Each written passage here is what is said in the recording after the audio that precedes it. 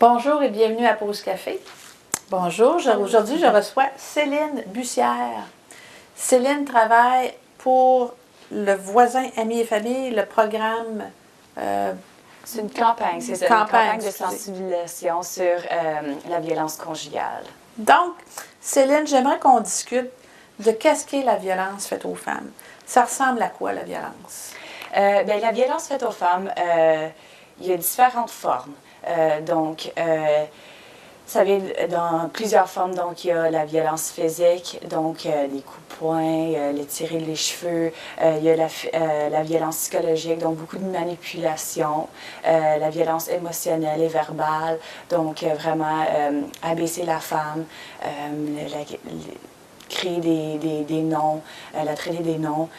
Aussi, il y a de la violence financière, donc avoir une allocation à chaque semaine, de garder les fonds, seulement de lui donner un peu d'argent chaque semaine pour les grosseries ou pour le linge des enfants. Mais aussi, il y a la violence spirituelle, donc pas laisser une femme pratiquer sa religion ou la forcer à pratiquer une religion. Aussi, ça prend beaucoup de formes.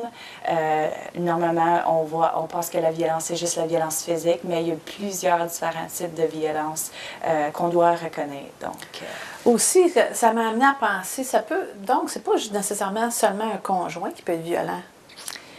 On pense à conjoint immédiatement, mais ça peut être un patron.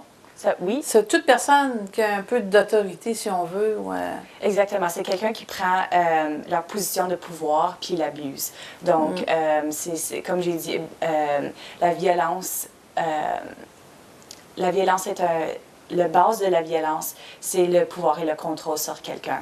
Donc, ça peut être un patron, utiliser son pouvoir pour abuser ses employés. Ou un autre de télévision. C'est ça, exactement. Un autre de télévision avec son staff. C'est ça. Donc, comme Yann Ghomeshi. Yann Ghomeshi, exactement. Ouais. Donc, je pense que ça commence un très bon mouvement dans la communauté avec le Never Been Raped, Never Reported. Donc, je pense que ça commence un bon mouvement en temps de mettre l'accent sur la violence conjugale, puis pour que ça soit pas si tabou dans la communauté. Donc, mais ça déborde les frontières de la violence conjugale parce que avec cette campagne-là, on parle de toutes les violences, toutes les femmes qui se sont faites violenter, puis les chiffres sont incroyable. Exactement. Dans la vie de chaque femme, combien de fois? Il y en a que ça se compte par fois. C'est ça. Une femme sur trois subit la violence conjugale. Donc, c'est des mauvaises statistiques, franchement. Il faudrait... Puis on se dit dans un monde moderne, puis on regarde qu'est-ce qui se fait aux femmes. C'est incroyable. Donc... la violence spirituelle, est-ce que vous en avez déjà, je sais que vous travaillez pour la Maison Interlude, dans les cas de violence spirituelle, caractère sexuel, naturellement, vous devez en avoir déjà beaucoup vu à la Maison Interlude, ça doit être assez fréquent. Oui, ça serait, c'est très évident, c'est pas évident, excuse. Il y a plusieurs clientes qui rentrent de différentes cultures, des nouveaux arrivants, où ils prennent leur culture, puis la portent ici au Canada, puis ça, il y a un collage certain avec certaines cultures. Mais c'est ça. Donc, ici au Canada, on a le pouvoir de pratiquer nos propres religions. Il y a aussi... Donc, la ligne est quand même fine, si on en revient un peu à ça, avec la manière que les femmes sont traitées dans certains pays. Et puis quand on arrive ici, si on continue à traiter les femmes comme ça ne marche pas. Là. Exactement. Donc ici, l'abus physique, c'est pas légal. Donc, vous pouvez avoir des charges contre toi. Donc, c'est vraiment de sensibiliser la communauté pour leur dire que c'est pas correct, la violence. Oui, c'est ça, comme on traite pas les gens comme des animaux, on les... Ou des objets, exactement. Ou des objets.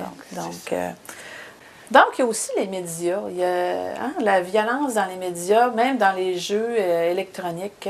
On voit souvent ça, les gens qui se font décapiter. C'est vraiment incroyable.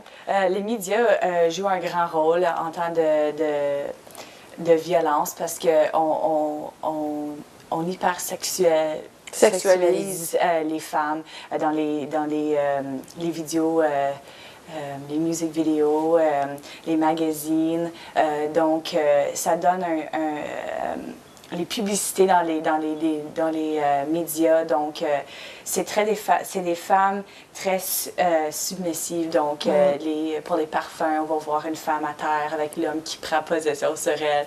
Donc, c'est vraiment, ça joue un très grand rôle en temps de violence. Ça dit que c'est correct, ces formes de violence comme ça. Donc, de prendre possession, Puis aussi, quand on regarde les jeux vidéo, qu'est-ce que ça amène aussi? Ça ancre dans les jeunes vraiment l'idée que la violence, c'est correct. C'est correct, exactement. C'est un sport quasiment. C'est vraiment... Puis on a juste besoin de revirer ça vers les femmes. Puis, parce qu'il y a quand même des jeux vidéo, je pense, qui agressent ou, je sais pas, là, qui sont assez violents par rapport aux femmes. Donc, vraiment, c'est aux parents de réglementer un peu qu'est-ce que les enfants font. Là. Puis aussi sur l'Internet. L'accès à l'Internet. C'est ça. Les jeunes peuvent aller n'importe où, puis vous allez trouver toutes sortes de choses. Donc, c'est vraiment... Je regarde le caméraman qui fait des yeux. Il me demande la liste de sites dont on parle, je crois. Mais l'égalité des femmes, d'après vous, est-ce qu'elle est acquise ou on travaille toujours à ça? On travaille toujours à ça. Il y a eu un gros mouvement, le mouvement féministe, donc je crois que c'est encore là. On a beaucoup de travail à faire encore, mais il y a eu un gros mouvement. Donc, si on continue avec nos services, avec sensibiliser la communauté sur la violence, je crois qu'on va atteindre un jour l'égalité entre femmes et hommes. Bon, mais c'est très bien. Par la suite, nous allons parler de vraiment la campagne.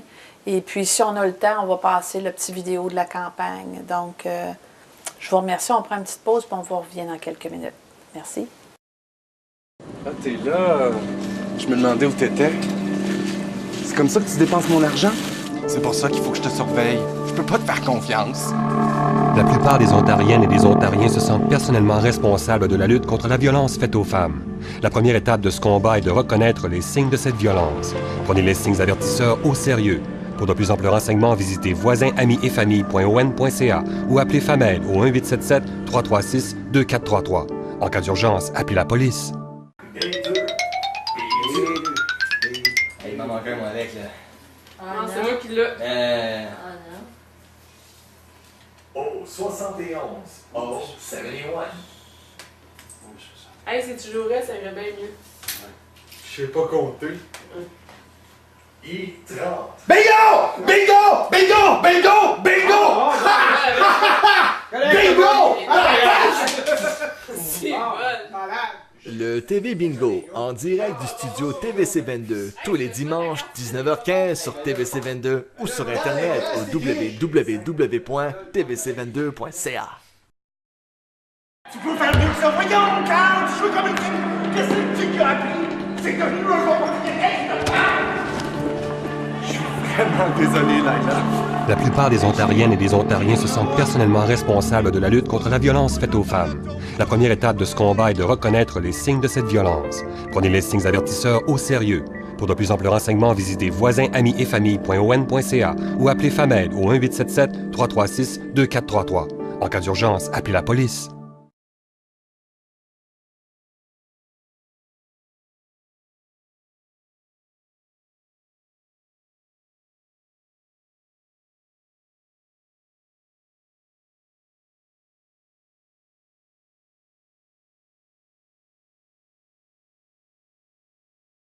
This city's 7th murder victim this year was killed by her husband, who is still at large.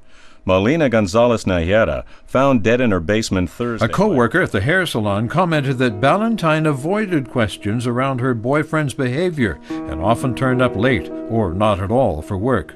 Tom Maddington has been charged with Ballantyne's murder and will appear in court May 19th. A Windsor 19th. doctor has been charged with first-degree murder after a nurse was stabbed to death in a hospital recovery room, police announced today.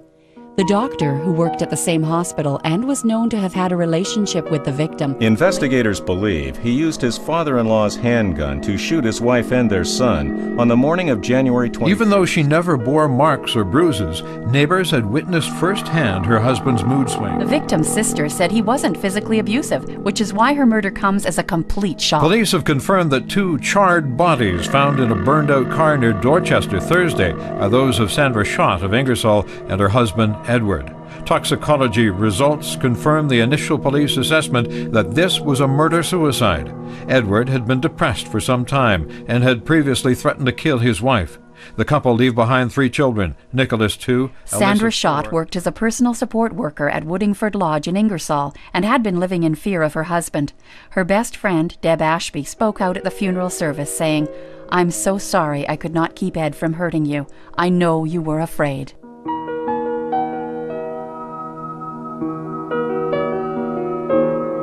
He always was telling people this great marriage and these great kids and they're beautiful, and 90% of the time he didn't see his kids. He didn't care anything about the kids most of the time. His idea was bedtime was the best time to have his kids. He could, make everything look so good, and then Sandra would come up an hour later and be crying because he was just so verbally abusive she didn't know what to do. A lot of times they do look good on the outside. The neighbors are conned, or they're like a false sense of security. They would rather believe that nothing is happening when in fact it is. So I think some of the indicators that are in the package are helpful to say, if you're seeing things like this, it puts more pressure on people to really think about what they're seeing and more responsibility to do something when they notice something that makes them not feel right. They always hear about, well, he's a really good father and he's a really good provider, and that tends to shadow people's perhaps the reality that's going on in that home, that they could be, it really does shadow it, because that's the common thing that we'll hear. We'll hear that from anyone that interacts. Well, he's the custodian at school, and I know he's a really nice guy because I see him every day, and his kids have lunch every day. So getting past that barrier of that really, nice guy. Ed could look really good for weeks at a time. He was the perfect husband, the perfect father, and he worked all day, and he'd come home and cook dinner, and on the weekends when she worked midnights, he'd clean the house and keep the kids and let her sleep all day, and then, but you had to be there at night when he had done it all day, and now he's mad because he had to waste his whole day taking care of his family, and started yelling. Someday he would charm the pants off you, and other days it sort of got to the point where I'd say, okay, is Ed going to be around? Because I'll come over and visit you, but is Ed going to be around? What kind of mood's he in? And she'd say, oh no, he's off doing whatever, and I'd go over and see her. But yeah, he had definitely, I don't know if it'd be different personalities or quite what, but could be very charming, and could be, you'd look at him and you'd go, wow, that's a cruel fella. We can point to almost every case and find that somebody knew something, but they didn't understand the significance of it, and they didn't understand what to do about it once they did appreciate that there is a risk for violence. I think what's very surprising is when you talk to the average person on the street about the issue of domestic violence or domestic homicide, they always think about what's the role of the police, what could the police have done differently, or do we need more shelters for abused women, more support services. One of the realities is that although we always need more services, that most of the cases that we see, most of the tragedies, the key people are right there beside the victim. They're friends, family, co-workers, neighbors, who often, as Al says, have a lot of information. I was always the one that would go over to her place. I simply thought it was because it was hard for her. She had 3 kids, so it's hard for her to get a babysitter, to go out for coffee or whatever. But then the more I got to know her, I sort of noticed that it was more Ed not allowing her to leave the house. Just things like that. He just seemed controlling that way. Right from the second he quit his job, I said to the family, he quit his job because he can't keep tabs on her. And he can't, calling and her not answering, he can't drive to find out if she's there or not. So with him quitting his job, then we saw the van around the area a lot more. We found that in the majority of the cases that there were in excess of 10 risk factors, most of which could have been known by family or friends or co-workers, that had they understood what those factors meant or what those incidents meant, then they might have been able to, one, inform the person who became the victim of the violence, or in fact the perpetrator of the violence, to try to have intervened and deflected, as Peter has said, even taking the step of calling the police. There is a sheet, and there's like 19 signs, and Ed qualified for 18 and 19. If I had that sheet before she was killed, guarantee you that she wouldn't have been in her house. She would have been next door at her mother's, safe, or at my house, or we wouldn't even left her alone in the house. If we knew he qualified for 18 and 19 things for domestic abuse, violence, and murder, no, she'd be here. Some days I sort of felt like the mom, and you'd want to go in and say, okay, pack your bags, we're going. But then, you know, I'd look at her and she'd say, oh no, everything's okay, I can smooth this over, everything's going to be good, I want to stay in my house, you know, I don't want to disrupt my kids. So then you'd back off a little bit too. But you'd still in the back of your mind, you're still thinking, okay, you know, I should be doing something else, but I don't know what. I don't know how to convince her to try to get some help.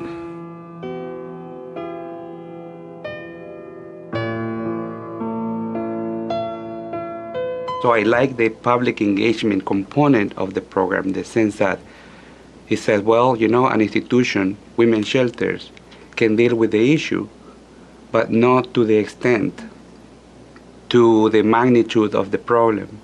So that's when citizens come and play a role, because I think if it is a societal issue, I think that the society also, we have a role to play in that. Because I think it is when community members step forth and really make choice to end violence against our women, that that is contributing to an overall healing of the whole community, because we know that it's just not isolated. That's what this whole campaign is about. It's not just in the house of the man who's beating up the woman. Especially in the smaller communities, it affects all members. Unless we figure out how to engage everybody in this, it'll become more and more difficult for us to end women abuse. And that's how I see its importance. Is we end up getting called sometimes at the last minute after an assault happened, or you know, sometimes even the homicide. And going back and interviewing people, you find out that everybody knows a little bit about the history of the family. And for us, it would be much better to hear about it earlier and be able to do some safety planning that we do. If we're aware of the situation, we can do safety planning at the home and at the workplace even, where a lot of the homicides do take place. We need family members, we need neighbors, we need friends to get on board to assist us in trying to keep people safe, people of domestic violence victims. If we don't encourage them to contact and to report what's going on to community partners, stakeholders, and to the police, then we're leaving that person in a high-risk situation, which ultimately leads to death. He had said to her that he would kill her. And I said to her, okay, enough is enough. We've got to do something. And it was the Monday before she was murdered. And I said to her on the Monday, I had her on the phone, and I just said to her, Sandra, this is it. We got to do something, because I don't want to be going to your funeral. I said, you're my best friend, and I don't want to go there. I'd never thought that he'd kill her. I thought he'd kill himself. But obviously decided that the only way to take himself out was to take her first. And then he didn't have a choice. That's where it ended. Many people who know lots of information and I think basically don't know what to do with the information that they have. They don't know how to access the kinds of supports that they might need, even holding that information for themselves, and how would they be able to do that. And I think the last thing that we want to end up with here is yet again another tragedy where people are coming and saying, as you read in the paper headlines, newspapers, and hear on the television, you know, we knew what he was about, we knew what was happening with her, and inadvertently, you know, potentially not have done something that could have prevented yet again another death. But a lot of times, our neighbors and friends and families do not want to get involved. And they think they're doing it to protect the victim. In essence, they're not. They're putting the victim at higher risk. The community can be a lot of different things, and that people who live within community with each other can be a very strong support network for each other. And I think often what people don't recognize is how supportive they can be, or the kinds of things that they can help out with or provide. And sometimes it's as simple as witness to what the woman's experience is and support her in that experience. So it doesn't always have to be I'm getting on the phone to call 911. Sometimes it can just be I see what you're going through, I recognize what you're going through, and I'm here to support you. If there was enough knowledge in even in just pamphlets, that a neighbor could grab that pamphlet and put it in somebody's mailbox when you know she's going to get the mail, or put it in her car windshield wiper when you know that she's going to be getting in the car without him. Things like that, when something shows up out of nowhere, people think. So if you can say to somebody without speaking to them, I'm worried about you here, read this. Being the person getting it, I'd sit down and go, wow, somebody thinks that there's signs of this. Maybe I should sit back and take a look. I would say if you suspect that a friend, a relative, a coworker, whatever, is being abused, if you suspect it, ask the questions. Don't just turn your head. Don't just assume it's not going on, even if they say not. Keep your eyes and your ears open and do whatever you can. What's our number one wish? I think number one wish would be to change public attitudes, to make sure that everybody, whether they're a friend, neighbor, or a family doctor, looks at this issue differently. We want to create a kind of society where everyone takes violence that happens in relationships seriously and responds. If you think about how far we've come on other issues, you know, for example, drinking and driving, it's a much simpler issue at some levels, but everybody knows if they're at a party and someone's drinking too much and they want to leave the party, there's not a man I know who won't try to wrestle away keys or confront the issue in a way to prevent a potential tragedy. I guess I'd like to have that same vision for the future, that there'll be a time in the province of Ontario when somebody sees abuse, when somebody sees a warning sign, they won't be frightened to do something. It's just unbelievable what happened. It's from the time I got the call in the morning from the police till the time I found out about her death that afternoon, it's just an unbelievable day. You don't think that something like that could happen in a town of a population of 11,000 people, but it does. When you're not sure if it's a sign, it's a sign. And take it as a sign, and protect yourself and your children. That's it.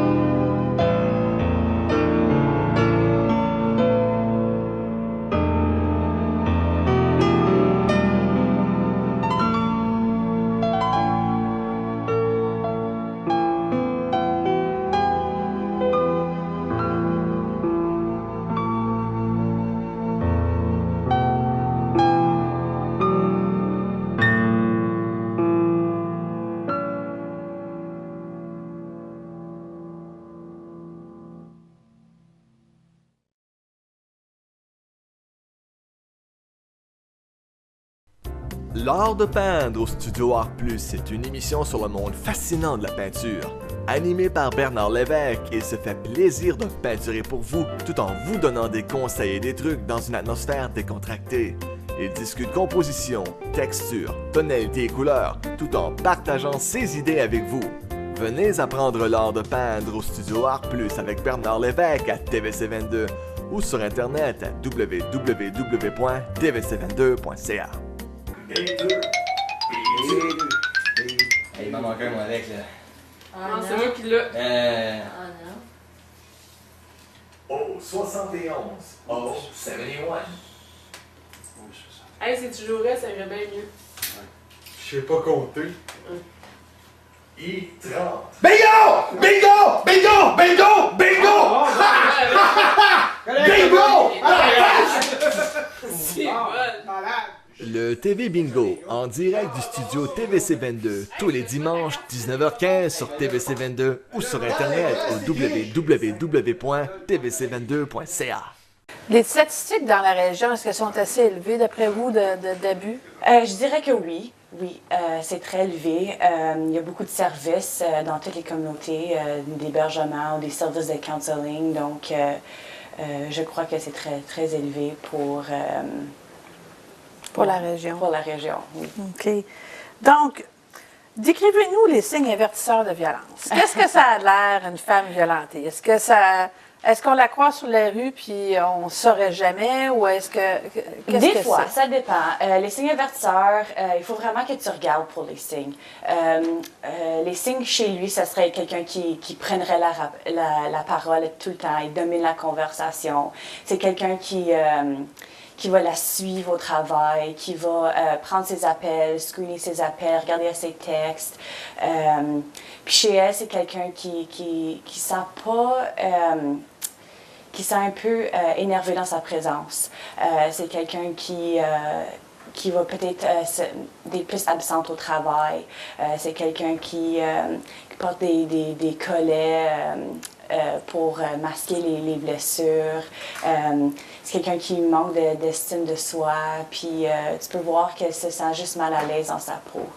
Donc ça serait un peu les signes avertisseurs qu'on pourrait remarquer. OK. Donc... c'est quand le danger qui devient le plus grand? Parce qu'on sait qu'il y a plusieurs étapes aussi. Là, habituellement, ça commence par l'abus verbal. Hein? C'est quoi les... On va parler du cycle de la violence. C'est ça. Donc, il y a le cycle de violence. Donc, il y a lune de miel. Donc, tout est beau. Il y a il y a beaux cadeaux. Ça va bien dans la relation. Puis là, la tension commence. Donc, il commence avec la manipulation ou peut-être des petits petites méchancetés. Ouais, c'est ça, verbal, tu sais, puis ça commence à élever, puis là, il y a la tension, puis là, il y a l'abus. Donc, ça peut être genre frapper ou vraiment comme l'abuser verbalement. Donc, aussi, bien, comme tu m'as demandé, c'est quand c'est plus élevé, c'est quand la femme elle pense à partir. Donc, si elle décide de se séparer, l'homme manque le contrôle et le pouvoir sur elle. Donc, lui, avec ce manque-là, le risque est plus élevé parce que là, il suppose qu'elle va être, si elle se sépare, il ne va pas l'avoir dans sa possession. Donc, c'est souvent, d'après ce que je peux comprendre, c'est souvent un rôle de pouvoir. Oui, c'est ça. Et c'est vraiment le contrôle et le pouvoir qui sont à la base de l'abus. Oui. OK. Donc, en avez-vous vu personnellement, en étant à la maison interlude, des femmes qui arrivent dans quel état les femmes arrivent quand ils arrivent à la maison interlude? Je ne suis pas intervenante, mais j'ai fait des fois des groupes pour briser le cycle. Mais les femmes, ils n'ont pas les ressources. Ils pensent qu'ils sont très seuls, que ça n'arrive pas toujours à tout le monde. Elles se pensent très comme isolées. Les femmes, ils n'ont pas accès aux services. Donc ça, c'est pourquoi que la campagne est importante. Parce qu'on rentre dans la communauté puis on dit « Salut, la violence, c'est pas correct.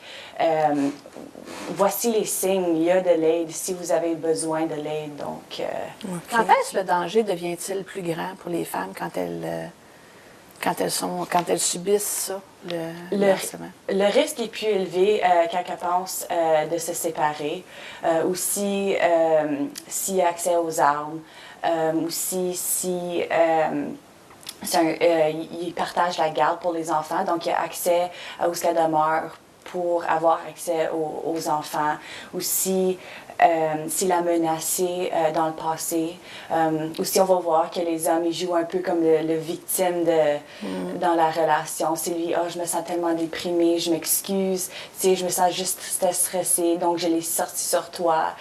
Donc c'est vraiment de la manipulation. Pour qu'elle reste. Mais c'est ça, donc le danger le plus élevé, c'est quand elle décide de se séparer, puis le manque de contrôle et de pouvoir sur elle. OK. Est-ce que les risques sont là aussi pour seulement au niveau des hétérosexuels, comme les relations de couple entre femmes? Est-ce qu'il y a de la violence aussi dans ces relations-là? Il y a de la violence dans tous les aspects. Donc, dans toute profession, il n'y a pas une culture ou il n'y a pas une profession particulière pour la violence conjugale. Un agresseur, c'est un agresseur. Ça peut être un homme de construction, ça peut être un avocat, un docteur. Ça touche toutes les classes. Puis la violence, c'est tout partout. Mais au niveau du genre, comme des cas d'agression de femmes, entre femmes, des femmes en couple, est-ce que ça arrive, ça? Ou est-ce que ça arrive, mais le taux est très bas. C'est pas très élevé. Donc, est-ce que c'est juste les femmes qui sont victimes de violence ou est-ce que les hommes aussi le sont? Ça arrive, les hommes peuvent être victimes de violence, mais en temps des statistiques, 80% des statistiques, c'est les femmes qui sont victimes de violence. Donc, c'est pourquoi il y a tellement de services pour les femmes. Dans la région, c'est ça. C'est pas facile. Hein? 80%, c'est un gros chiffre, il faudrait faire baisser ça. Comment qu'on peut aider ces femmes-là? Qu'est-ce qu'on peut faire pour, tu sais, comme on a des amis, on a des doutes, par exemple, on a une tante ou on a une amie qui a des problèmes, ou même dans notre propre famille, ça peut être notre mère. Qu'est-ce qu'on fait? C'est vraiment la supporter. Normalement, une femme se sent très isolée, puis elle ne peut pas en parler. Donc, juste être là, puis dire, tu sais, je remarque que ça se peut qu'il y ait de la violence dans votre relation, puis je suis là pour toi. La supporter, puis pas la blâmer, être là pour elle, puis dire, avoir la porte ouverte pour venir vous parler. Donc, c'est vraiment juste de tendre la main, puis dire que tu es là pour elle. Puis aussi, il y a toutes sortes de ressources. Donc, si elle ne connaît pas les ressources, il y a des maisons d'hébergement, il y a des services. Il y a aussi une ligne, la ligne Femme Aide, c'est 24/7. Donc, c'est confidentiel. Donc, si elle veut parler à quelqu'un, elle peut toujours appeler la ligne. OK. Donc, tu sais, il y en a beaucoup qui doivent se dire, tu sais, j'ai peur de faire un pas, ça ne me regarde pas. C'est pas moi, c'est pas ma famille. Je veux pas m'impliquer là-dedans, je veux pas suivre les contre-coups de ça. Qu'est-ce que vous en pensez de ça, de ce commentaire-là? C'est ça. Donc, la violence, c'est très tabou, la violence conjugale. C'est quelque chose il n'y a pas beaucoup de gens qui veulent s'impliquer, mais si vous ne vous faites pas un rôle, il y a la violence conjugale, tout le monde a un rôle à jouer. Il faut qu'on comprenne que si peut-être vous ne faites pas rien, la relation peut s'aggraver. La violence peut escalader. Exactement. Donc, c'est important d'intervenir, même si ça ne vous regarde pas, parce que vous pouvez la sauver la vie. C'est comme avec les passants. Que des fois, on voit ça, surtout dans les films. Là. On n'a pas ça ici, heureusement, à Rockland, mais dans les villes où un sans-abri ou quelqu'un est en train de se faire battre, puis les gens font juste continuer à passer à côté sans donner l'heure du jour. Il faut vraiment prendre responsabilité puis aider les gens. Exactement. C'est pas nécessairement de faire de la confrontation avec l'abuseur, mais aller peut-être par la porte d'en arrière, faire des moyens détournés pour essayer d'aider la victime. Exactement. Donc, celles qui ne savent pas quoi dire aussi, c'est un autre problème. C'est qu'est-ce qu'on y dit, pauvre elle? On ne sait pas sur quel pied danser, on ne sait pas quoi dire. Qu'est-ce que vous suggérez? Je suggère de juste, comme j'ai dit, juste la supporter, lui dire, tu sais, je comprends que tu as l'air très stressé. Fais juste lui dire de qu'est-ce que toi tu vois, les comportements chez elle que vous remarquez, qui est différent. Peut-être elle va changer. Ça arrive que les femmes changent puis deviennent plus repliées sur soi-même. Puis il y a un manque d'estime de soi. Donc, c'est juste de lui dire, tu sais, je suis là pour toi. Si vous avez quelque chose qui se passe dans ta vie personnelle, je suis là. Donc, c'est vraiment juste la supporter, puis y offrir peut-être des portes de sortie. Exactement. Ouais. Si on n'est pas capable de dire les mots, peut-être juste l'envoyer, vraiment consulter certains sites. Puis en plus, ces sites-là, je crois qu'on a une manière d'effacer aussi. On va voir le site, puis on pèse sur un bouton, puis personne ne sait qu'on a été visiter le site. Je crois que c'est comme ça pour tous les sites qu'on va mentionner un peu plus tard. Oui, vous pouvez aller dans votre... dans le cache? Ou dans le cache, puis effacer votre historique. Ouais. C'est ça, mais je pense même certains sites, vu que c'est pas tout le monde qui ont les connaissances informatiques nécessaires, mais ils ont un bouton qu'on pèse, puis ça enlève la visite. Donc, c'est bon pour... parce qu'on sait souvent que les abuseurs vont épier, ils vont aller à travers votre téléphone cellulaire, votre Facebook, pour voir vraiment tout qu'est-ce qui se passe là-dedans, pour pouvoir mieux vous contrôler. Donc, c'est peut-être important de bien gérer ça. Exactement. Il y en a qui ont peur d'aggraver la situation. Donc, ça, c'est une autre problématique. Si je m'implique, si je dis des choses, bien, ça va peut-être empirer, puis elle va peut-être être plus dans le trouble. Mais si vous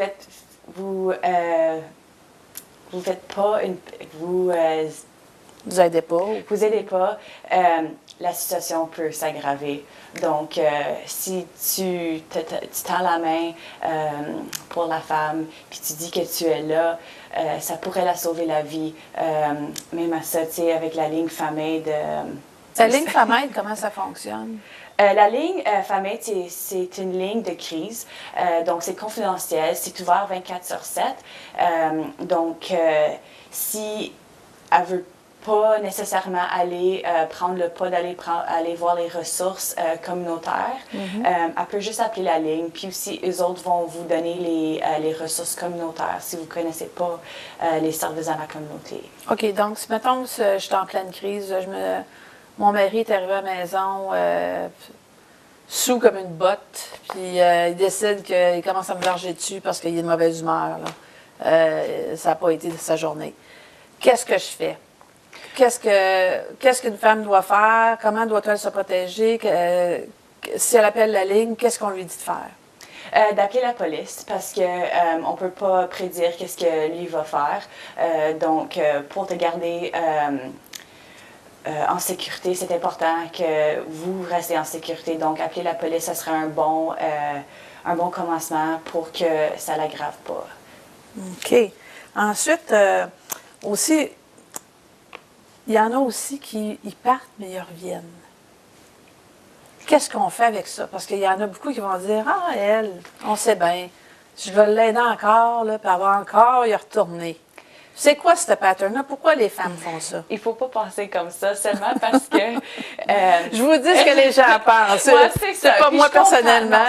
C'est vrai. C'est quelque chose qui se passe. Puis ça prend à peu près 3 ou 4 fois avant qu'une femme dise finalement qu'elle va partir.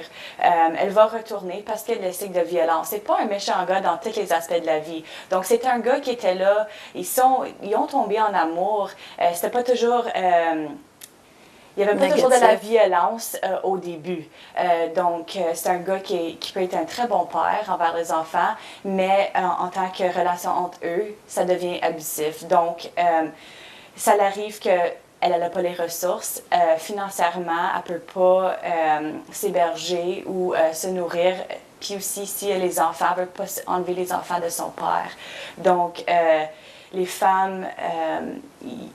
des fois, on est élevé d'être un peu comme garder la famille ensemble. Donc, elle essaie de travailler sur la relation, même si ça peut nuire à sa sécurité. Donc, c'est important que la femme sache que c'est pas correct, puis qu'elle s'en sort de la relation, puis qu'on donne les outils pour qu'elle puisse continuer avec une relation plus ou moins saine. Oui. Donc, est-ce qu'il y en a des fois qui partent puis ils reviennent puis ça fonctionne bien? Il y a eu du traitement puis il y a eu des... Oui, il y a des groupes pour les hommes. Donc, pour la colère. OK. Donc, ça leur aide avec... parce que des fois, les hommes veulent changer. Ça arrive que les hommes veulent changer leur manière d'être. Donc, il y a des groupes pour eux. Oui, ça doit aider quand la police vient souvent à la maison. de penser, peut-être je devrais changer quelque chose. Exactement. Donc, des fois, ça arrive que lui aussi veut changer puis va faire les pas nécessaires pour garder la famille ensemble. Donc... Ben, ça, c'est dans le meilleur des mondes. Hein? Exactement. Si tous les hommes violents pourraient passer par là, ça serait excellent. Oui, c'est ça. Hein? Il doit y avoir des bons services. Là, on ne parlera pas de ces services-là, cette émission-là, c'est parce qu'on se focus vraiment sur les femmes. Mais peut-être à un moment donné, je ferais peut-être une émission là-dessus sur les hommes. C'est quoi les services pour les hommes? Pour au moins balancer ça. Là, que les femmes ne se sentent pas non plus comme c'est toujours elles qui ont à partir. Puis c'est elles qu'il faut qu'ils fassent des pas, mais que les hommes puissent voir qu'il y a des choses, des services pour eux. Parce que ça fait pitié quand même, franchement, c'est pas des deux côtés. C'est pas évident. C'est pas évident, là, de vivre dans de la rage, ça doit pas être facile. Qu'est-ce qu'on fait? Attendez.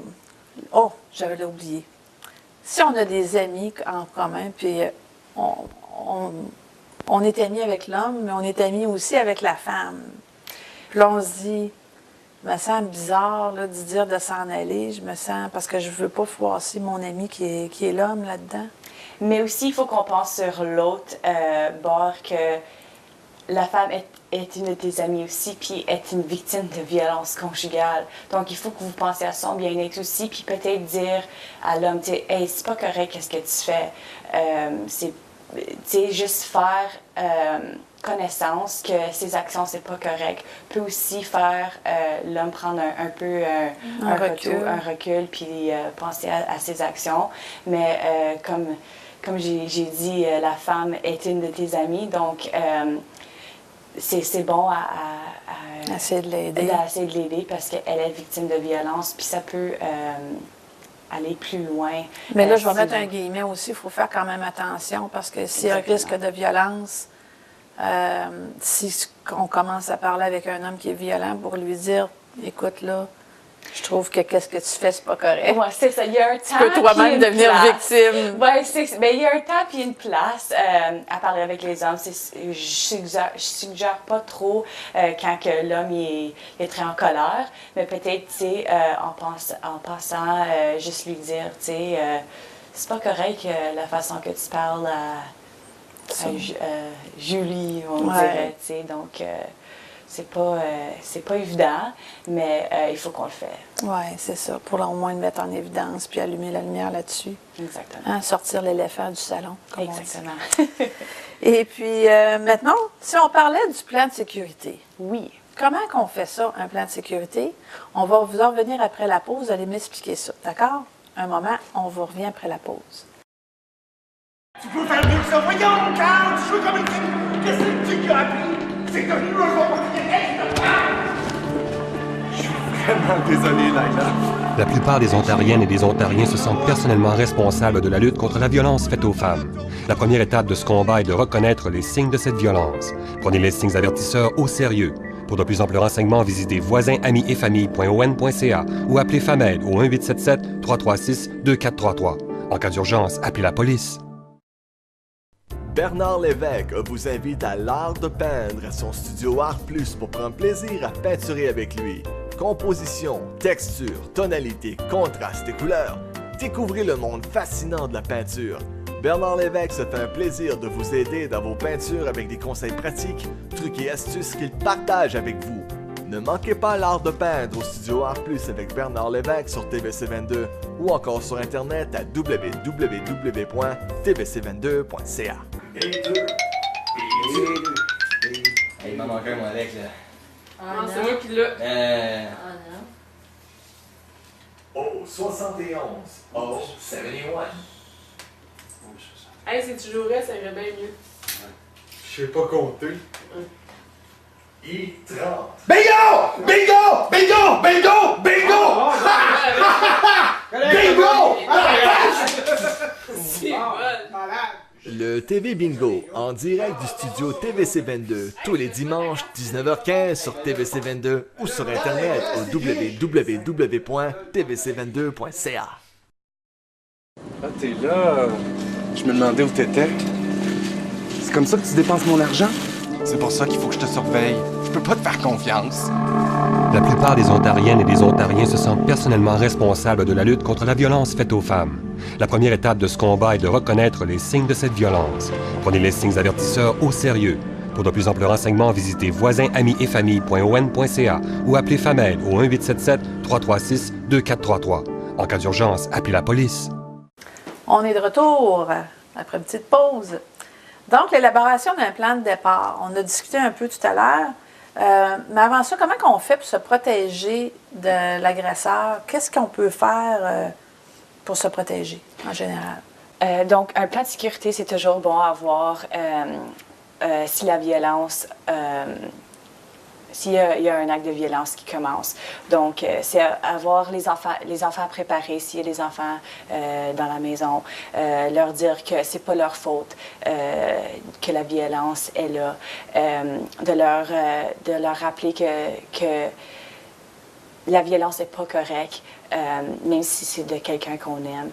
Aussi d'avoir confiance avec quelqu'un, peut-être un voisin, leur dire qu'il y a la violence qui se passe, puis s'il entend quelque chose, d'appeler la police. Aussi, vous pouvez appeler la ligne FAMED ou aller dans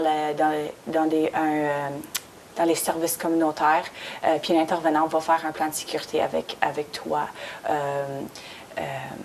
Donc, c'est ça, on ne veut pas trop en dire sur le plan de sécurité en tant que tel, parce que, évidemment, les gens pourraient utiliser ça contre des femmes qui sont en danger.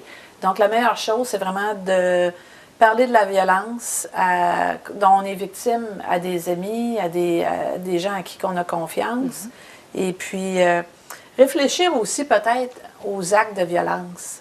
Hein, comme réfléchir à ce qu'on est en train de vivre, puis voir que c'est pas normal, que c'est pas c'est pas comme ça qu'on devrait vivre. Exactement. Ça arrive que la violence est quelque chose qu'on voit quand on est plus jeune. Donc, on pense on se sensibilise, puis on pense que c'est correct. Oui, que c'est normal. Que c'est normal. Donc, c'est vraiment d'éduquer les gens pour leur dire que non, c'est pas correct. C'est habituellement, pour t'interrompre, en fait.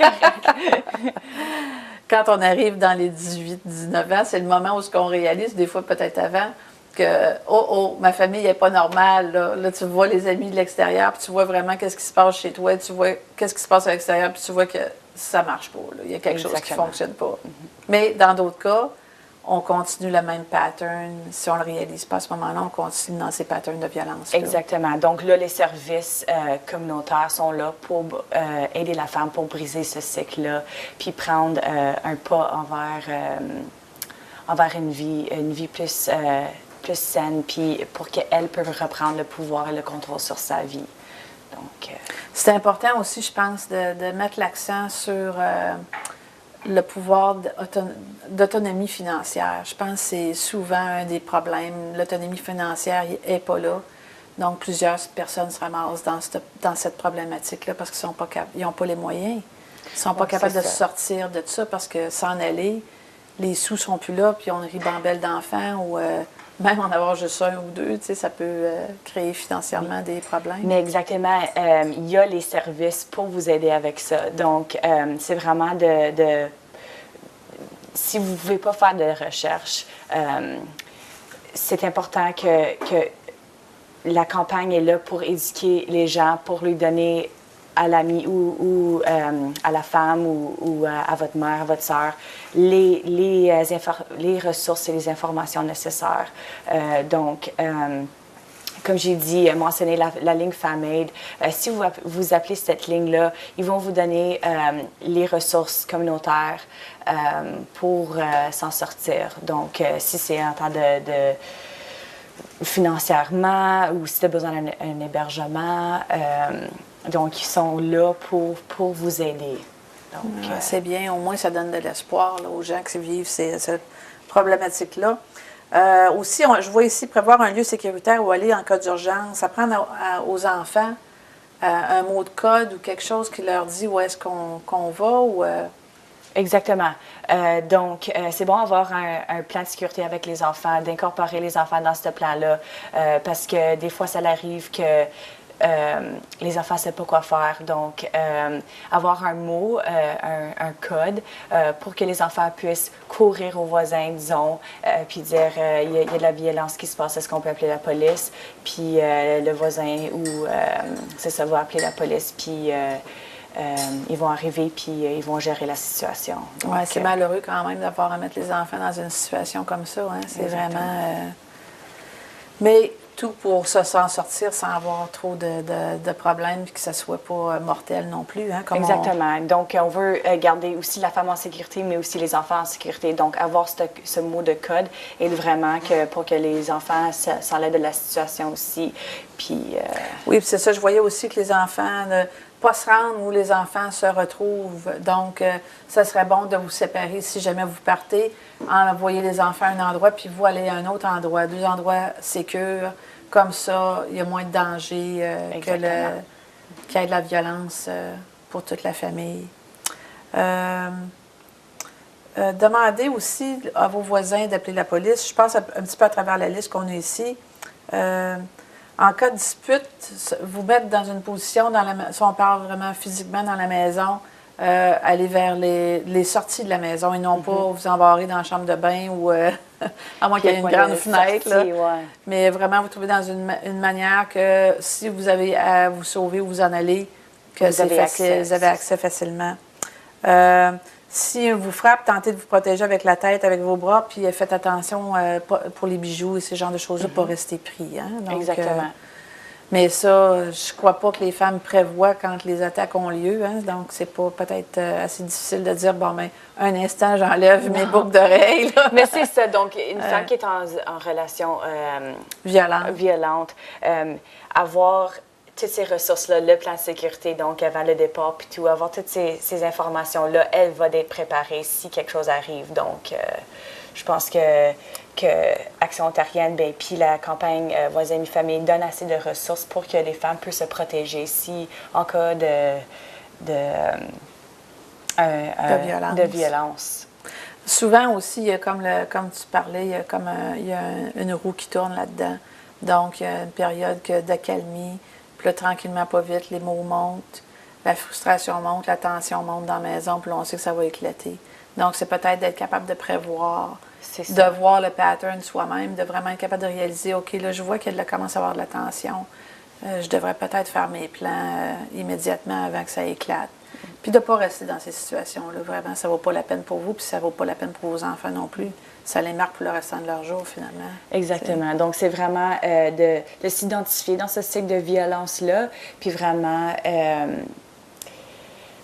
s'en sortir, puis...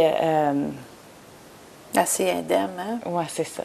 Essayer de voir aussi qu'est-ce que... Il faut faire du travail. Souvent, les femmes qui font partie de ce cycle-là, ils ont beaucoup de travail aussi à faire pour elles-mêmes parce que leur confiance en elles exactement, est maintenant dans le plancher. Ouais, c'est ça. Parce qu'ils ont vraiment travaillé fortement à essayer d'éroder la confiance de la personne. Exactement. Donc, c'est comme rebâtir.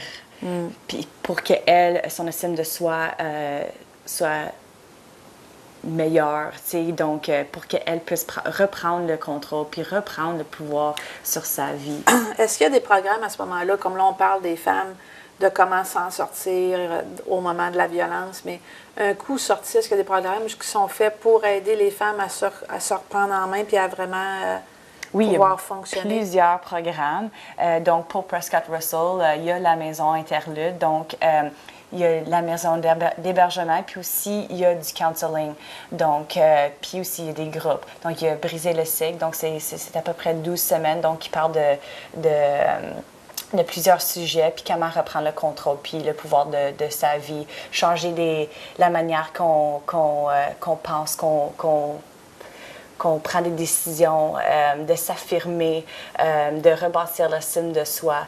Aussi, si vous avez besoin de logement, on a des intervenants qui vont vous aider à trouver du logement. Si vous avez besoin de l'argent, ils vont vous aider à faire le tout. Donc, il y a plusieurs services. Ça, c'est seulement Maison Interlude aussi. Il y a toutes sortes il y a les Calax à Ottawa. Il y a d'autres maisons d'hébergement aussi, comme le Baldwin House, Naomi's. Donc, oui, parce que la Maison Interlude focus vraiment sur les femmes francophones. Est-ce que c'est comme ça qu'on... non? On est un service bilingue. Donc, puis on est dans les 5 comtés, donc Prescott, Russell, Stormont, Dundas et Glengarry. Donc, on a les services dans les 2 langues. C'est bien à savoir. Donc, qu'est-ce qu'on peut avoir, qu'est-ce qu'on fait après le départ, là, quand un coup qu'on est parti? Est-ce que vous avez des ressources pour ça? Oui, la campagne Voisins, Amis, Famille ont toutes sortes de ressources. Donc, il y a les ressources de planification sécuritaire, c'est quoi les signes avertisseurs, comment aider une femme à risque de violence conjugale. Aussi, il y a un calepin à comment comprendre la violence faite aux femmes. Donc, il y a beaucoup de détails là-dedans. Aussi, il y a un calepin avec les différents types de violence, donc la violence sexuelle, verbale, psychologique, financière, économique. Donc, ça donne une description de chaque type de violence et comment aider dans une situation comme ça. Donc, la campagne donne des présentations dans la communauté, donc spécifiques, Dans Clarence Rockland, est-ce que vous avez des dates qui s'en viennent ou est-ce qu'elles sont encore à déterminer? Elles sont encore à déterminer tout de suite. On est en train de regarder avec des partenariats pour... Oui, c'est ça, exactement. Il y a des partenariats qui vont se faire avec l'AFMO, puis aussi... Allez-vous à travers les écoles ou est-ce que c'est...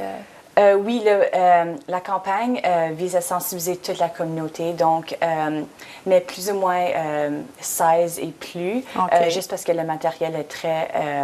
explicite de côté. Exactement. Ouais. Donc, pour que les jeunes, les termes, comprennent plus les termes, c'est plus visé aux gens de 16 ans et plus.